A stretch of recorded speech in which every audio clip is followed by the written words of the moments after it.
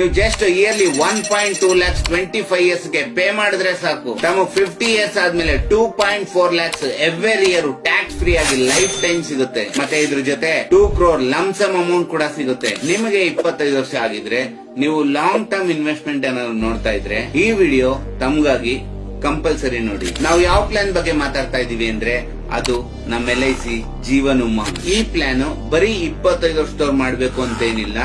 3 months ಮಗುವಿಂದ ಹಿಡಿದು 55 years age ತನಕ ಮಾಡಬಹುದು. ತಮ್ಗೀಗ ಏಜ್ 25 years ಇದೆ. ವರ್ಷಕ್ಕೆ 1.2 lakhs ಕಟ್ತೀರಾ.